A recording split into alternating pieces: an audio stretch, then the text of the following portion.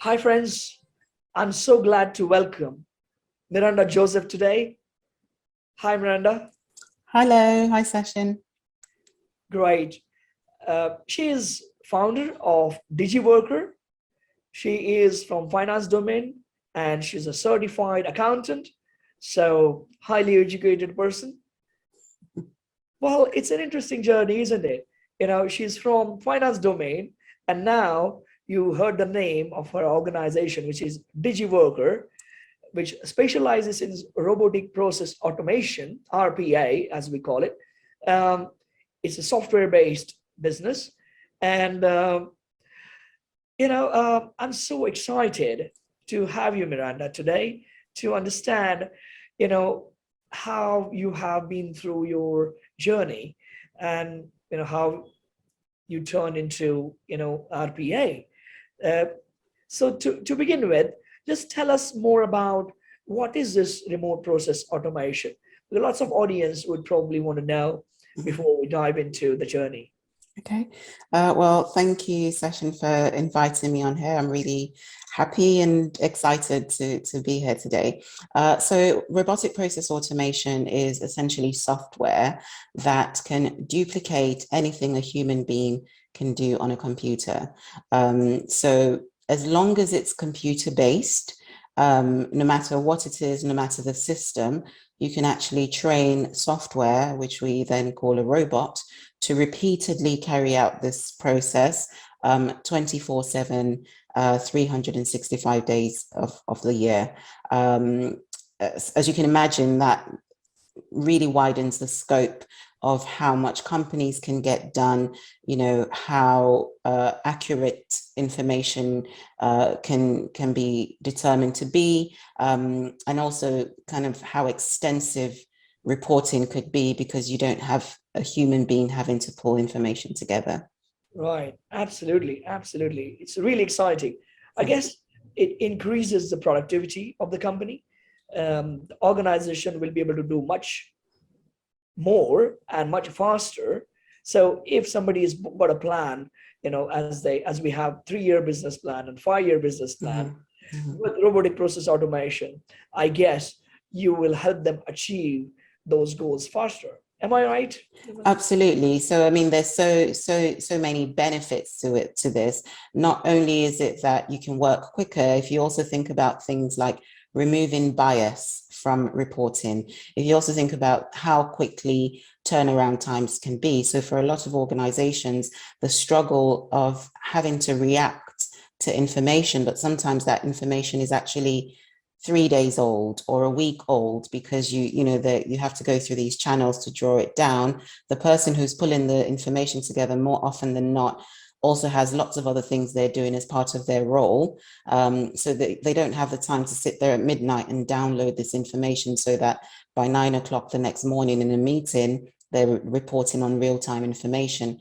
What RPA allows companies to do is have access to the information as soon as it becomes available within their organization. So the benefits in that regard are, invaluable. And, as I said earlier as well, you can actually then remove bias from processes so that it's not so much what somebody thinks, because although you have to have the human overlay, because what RPA can't do is completely replace human beings, but the core of what you're considering, the core of the information you're considering is actually unbiased because it's not been pulled together by somebody who has an opinion about it. Yeah, that's a very crucial point. Well, lots of people would be wondering by now that they have heard about artificial intelligence and machine learning, AI, ML, and how RPA is different or similar to AI and ML. So RPA it's not different.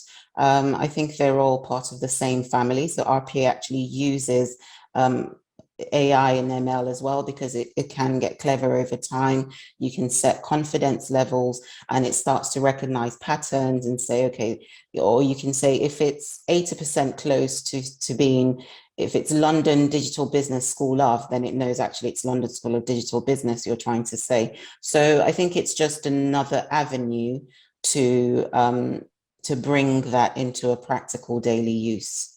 Right. I guess it's RPA is probably a superset of lots of these automations, and machine learning, um, which are algorithms which will be used. And artificial intelligence is another, should I say, improvisation channel that can be used under the umbrella of RPA. Is that right way? Yeah, exactly. So I think RPA can encompass these elements of advancements in you know what we can do without human intervention. Right. So I must say to the audience, RPA is, the superset of a lot of things, the latest trends that you're hearing. So stay tuned for this discussion, because what you're going to know in this discussion is something latest and something that you will have to deal with, in upcoming months, years. So just to know more about, your journey. Just tell us, where you started, what you have been doing before, and how you got into Digiworkr. Absolutely. So as we mentioned earlier, I am a qualified accountant, and almost immediately after qualifying, it's probably about 11 years ago now, I kind of just went into roles where I was leading finance teams. And then as it happened, I also would be leading a team, but in a more project style where we have to put a system in place. I'd have to build the team, find the right software, build systems. And, as I developed that experience, I got really interested in that whole idea of new projects, how things are done, how systems interact with each other, how people interact with systems, what's the information coming out at the other end, the accuracy of the information, the speed at which we can get to information and things like that. And what I started to realize, particularly when I, looked at more kind of established companies, was that people tend to just do the same thing the same way because that's how they've always done it. Yeah. And sometimes what that leads to then is, lots and lots of built-in inefficiencies, really slow movement of information. Then you'd have people frustrated because they're having to spend so much time doing workarounds and every month end was, late nights at the office and sometimes also a disconnect between what the C-suite executives want from the business and what the business is able to give them. And as I went more into that project management type of environment, I started to really think about and look for ways of improving on how people think about, operating businesses and how people think about systems and processes. And I guess once I came into contact with RPA, it was an immediate kind of love at first sight, you could almost say, for me anyway. I knew that this is something that could really revolutionize how businesses operate. And as is my skill set and a skill that I'd practiced, I immediately went into kind of pulling a team of the right people together to facilitate this being something that we can then go out and service businesses with. Fantastic. Well, you started just, in recent years. So it would be interesting to know, how did you get your first customer? So that was basically doing networking and, outreach. And it's sometimes you have what can be known as a bridge of events that kind of then leads you to that conversation where you both think, actually, this is something that is going to be really useful for us.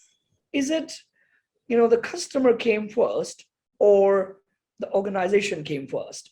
Because what I'm trying to ask here is, a lot of times what happens is you're looking for an opportunity to get started, right? And then you get to a point where oh, there is somebody who is willing to trust what you Mm-hmm. do, and then you get started. Mm-hmm. Or sometimes you get started, you start pulling in your team Mm-hmm. together, Mm-hmm. not necessarily all the employees, but Mm-hmm. maybe the co-workers Mm-hmm.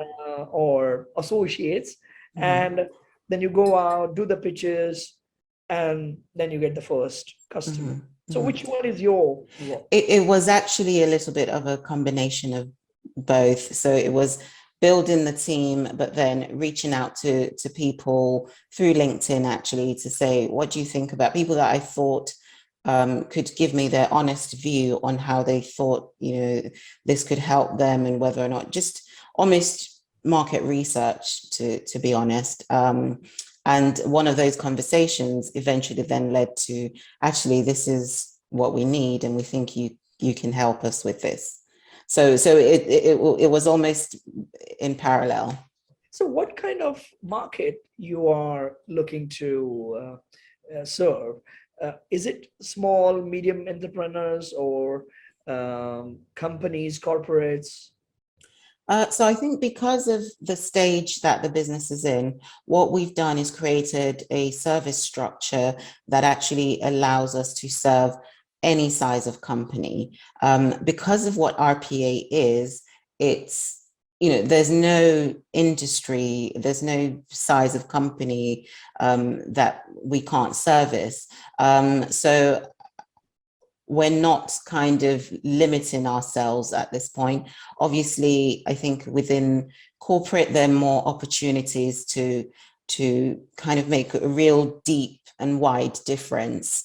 But then with smaller size companies, with startups, there's the opportunity to almost embed a culture of, working alongside a robot, and actually developing the company with that mentality. Whereas with a bigger corporate, there's almost this education piece and transition period. Yeah. But working with startups and smaller organizations, do you face challenges around their budgets? Again, we have a structure in place that allows us to work around that. So there's a recognition of what the give and what the take is on from both parties. Right. So you are very, I guess, humbly priced Yes, or yes, and reasonably and priced. that's yeah, that's another point actually, and thanks for bringing that up. So, we have corporates who are adopting RPA. In my humble opinion, I don't think it's being used to the fullest of its extent. And the other point is, in some cases, they're paying through the nose, and we're able to actually offer it at a much more competitive price. Wow, wow. And you gave me the names of the people you are able to beat, before, uh, Yes, you but know. I'd rather, I don't know if I want to say that No, again. no, no, no. I just wanted to make it a point Yeah, that, you have been able to beat big names yes, was what you do. And I yes. just want to tell the audience that, when the price goes down, the quality does not necessarily go down. Otherwise, why you would be able to beat, the big Mhm. boys? Yeah, absolutely. And I think, sometimes it's more the case of certain pricing structures are in place just to support a huge organizational structure. And being an accountant, I you look at certain things and think, okay, well, that's why your clients have to pay so much, but the quality doesn't go down. If anything, I think we pride ourselves on being able to work at speed and efficiency. We're very customer centric. Yeah, The customer is always king, and really trying to deliver value as opposed to just kind of doing a tick box exercise. fantastic, fantastic. So, what has been your biggest challenge so far? I think sometimes my biggest challenge has been, really getting people to very quickly understand what the business does, how it can be useful for them.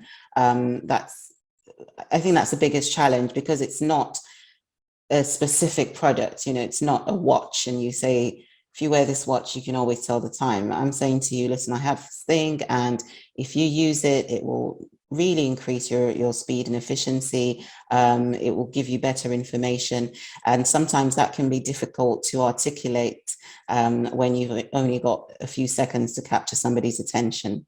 I'm sure, this interview is definitely going to help a lot of people understand what you do and essentially get a complete picture of, how not only it's going to help them, but, what is it that you do as value addition and your approach and everything. So I'm sure, I hope so. this makes your challenge a little easier, because I think it's an ongoing challenge, what you just said. I hope so. And I guess it's for many businesses, articulating exactly what you do. But not only that, I think it's also about educating the customer to understand. That's also another part. Yes. Right. Well, the next one I wanted to know is, what are the platforms and tools you use to, improve your internal efficiency, coordinations, or everything that you have to deliver to the customer? I mean, of course, we use a lot of our own sort of bespoke automations, but we use kind of the standard sort of Google sharing capacity, and then we use things like Trello for marketing back and forth conversations. So having understood your tools and everything, the last thing we want to understand is, what are your expansion plans, and how do you see this Digiworkr going forward? So, I mean, at the moment, I think our plans are really just to expand within the UK and capture as much market as we can, whilst kind of maintaining that quality of delivery to the customer. And yeah, seeing how that goes. Like I said, we're very competitively priced in comparison to probably some of the bigger RPA providers, and I think that is probably going to play a big part in us being able to capture the markets. And not only are we competitively priced, from some of the feedback I've had with clients, we are able to offer a really good customer service comparatively. So yeah, optimistic. Right. Well, good luck for that. And I'm sure with what you offer and what at the price, I guess you're definitely going to succeed. And if you keep customer as your center and the focus, then I'm sure any business would definitely succeed. No doubt about that. Well, hi there. I just wanted to share with you all why London School of Digital Business is doing this great people interview series. Well, for the last few years, small and medium businesses have been facing lots of challenges. Individuals have been wondering what's going to happen to their careers because of these emerging trends and technologies, artificial intelligence, VR, AR. What's going to happen? It feels as if the world is changing. And then COVID hit, and there is a lot of depression in the minds of people. So we thought we need to bring in some positivity, bring in some motivation and inspiration. And it's all good to know these stories of, Elon Musk and Jeff Bezos and Bill Gates. But we wanted to talk about the extraordinary stories of the people that you get to see in the ordinary world. They are no way ordinary people. They are great people, but they are the ones you can relate to. Hence, we thought this is something that we want to bring in to increase the chances of success for many, motivate them, give them the insights. And I'm so happy to share that every leader has shared completely unique and different insights because their situations have been different. Somebody was alone, and we know that entrepreneurs are alone at the top and how it feels, and they fought their challenges. Somebody had partnership, business partners, um, and somebody could not survive the business partnership, so they had to rebuild themselves. Somebody thought, well, I could have done this differently if I was to go back in time. So every insight is so unique. I must thank all the people who shared their journeys, and I'm sure this will help you all succeed in life, increase the chances of your success, as well as reach there faster, and of course, achieve happiness in life. Thank you for listening. Well, having talked a lot about business, let's talk about Miranda Joseph as a person. Okay. Right. So I have a few rapid fire questions. Uh, so the first one being, if you were to go back in time, what you would have done differently? I think it's really dangerous to have regrets. So I'll probably say that I don't think I would do, it's probably a very boring answer, but I don't think I would do anything differently. I think, at every step I've done what I thought was best at the time. Fantastic. Fantastic. That's such a positive attitude. And I'm sure, it's in line with, this Great People interview series. It's all about that, bringing the positivity. And, one sentence has probably made this interview, what it should be. Because people around the world are faced with lots of negativities. They have concerns, negative thoughts, and regrets, as well as you Mhm, said. mhm. And yeah, that's fantastic. Moving on, what do you do over a weekend? So I have a few interests. I like to weight train. Wow. Yes, I like to weight train. I like to play Scrabble when I can. I recently actually went on this activity thing where we were swinging on trees and zip lining, and that was a little bit fun. I don't know. Wow. But yeah, a little bit of adventure when I can, a bit of hiking. And especially when we're having really good weather in England, might as well get out and enjoy it. Yeah. Well, these days it's keeping better, actually. Yes, It's a bit yes, sunny for the last yes. couple of days. Right. So, well, tell us more about your family. So my family consists of myself and my two children. So we're pretty small, tight-knit family. Right.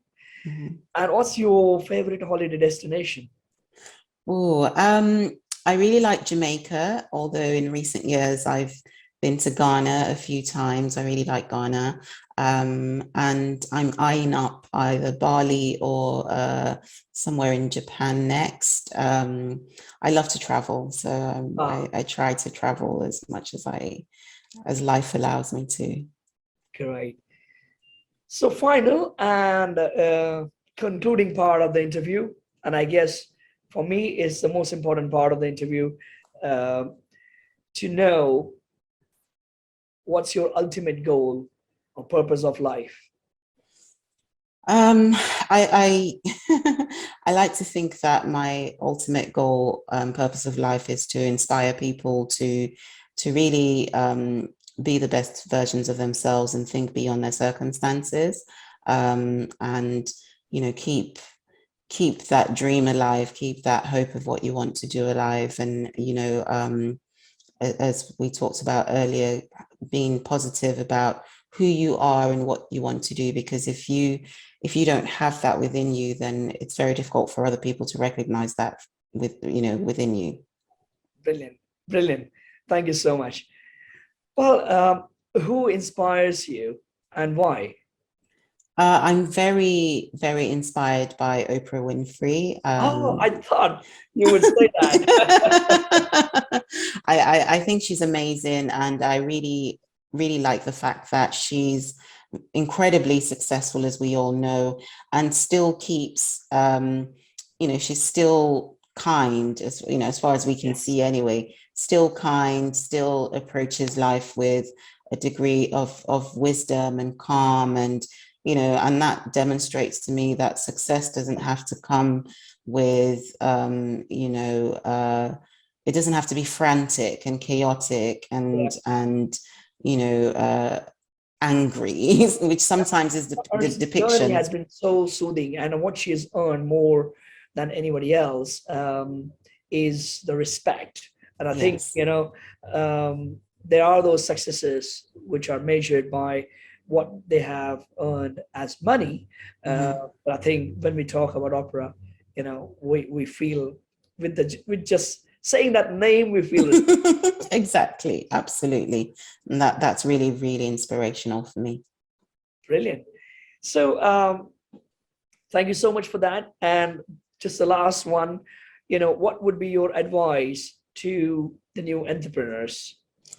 I would say to people to get out and network, if even if you're thinking of going into a particular industry, find people on LinkedIn, find events in your area, um, go and talk to people, because you'd be amazed at what happens, or what can be derived from one conversation. So it's something that I'm now kind of really getting used to, is starting conversations, and people approach me to start conversations, and I enjoy engaging with people. So I would say, network for sure. Have your plan, and try, because if you can't be defeated before you even started in your own mind. So just try different things. And I'll also finish that by saying that one thing that inspires me is, I heard of a survey that was done in a hospice where people go to die, and people always said that they didn't regret the things they tried, they regretted the things they didn't try. Oh, Yeah, so that always inspires me when I think, oh, I don't, is this going to work? You won't know until you've tried it. wow. What a fantastic way to finish the interview. I really like that. And for the rest of the day, I'm going to remember that.